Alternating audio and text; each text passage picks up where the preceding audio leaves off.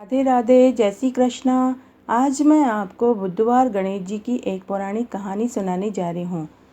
कहानी सुनने से पहले अगर अभी तक आपने मेरे चैनल को सब्सक्राइब नहीं किया है तो कृपया मेरे चैनल को सब्सक्राइब करें, साथ में बेल ज़रूर प्रेस करें ताकि मेरे आगे आने वाले वीडियो की नोटिफिकेशन आपको सबसे पहले मिले। और अगर आपको कहानी अच्छी लगे तो कमेंट बॉक्स में जय हो गणेश महाराज की ज़रूर लिखें। कहानी इस प्रकार है। एक वृद्ध दंपति थे। उनके एक बेटा था।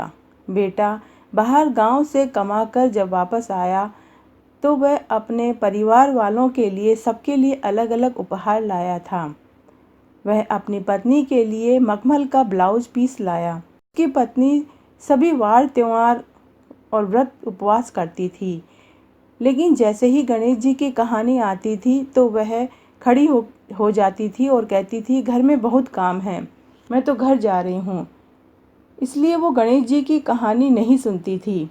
तब एक दिन गणेश भगवान ने सोचा कि इसका तो चमत्कार दिखाना चाहिए।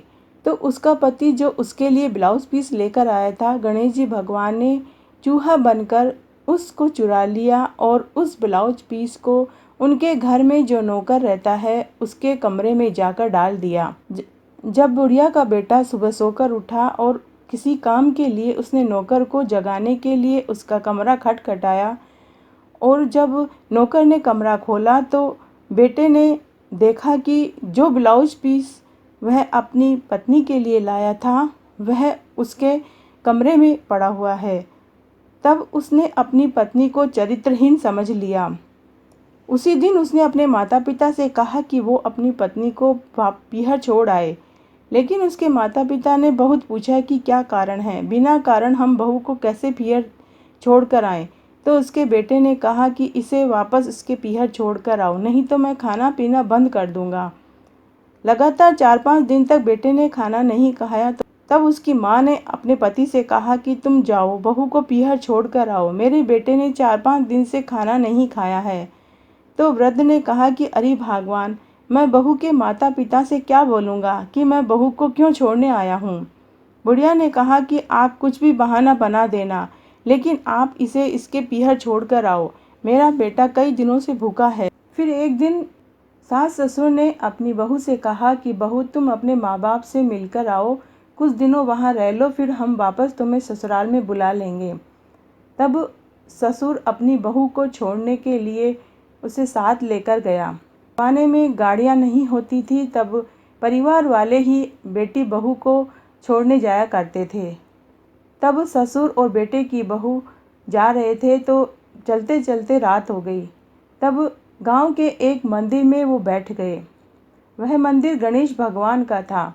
ससुर ने कहा कि बहू तुम मंदिर के अंदर जाकर सो जाओ, मैं सीढ़ियों पर सो जाता हूँ। बहू तो अपने माता पिता के पास जाने को उत्सुक थी तो उसे जल्दी ही नींद आ गई, लेकिन ससुर बड़ा चिंतित था। वह सोच रहा था कि मैं इसके माता पिता को क्या जवाब दूंगा। तभी उसने गणेश भगवान व उनके चेलों की बातें ससुर के कानों में पड़ी। चेले बोल रहे थे कि गणेश जी, आपके मंदिर में तो आज यात्री आए हैं। गणेश जी ने कहा, अरे काहे के यात्री, इसकी बहू की तो मैं परीक्षा ले रहा हूँ। इसकी बहू सभी देवी देवताओं की कहानी सुनती है, पर मेरी कहानी का नंबर आता है तो ये उठकर खड़ी हो जाती है, कहती है घर में बहुत काम है, मेरी कहानी सुनती ही नहीं। इसलिए मैंने चूहा बनकर इसके ब्लाउज पीस जो इसका पति विदेश से लाया था, मैंने इनके घर के नौकर के कमरे में रख दिया।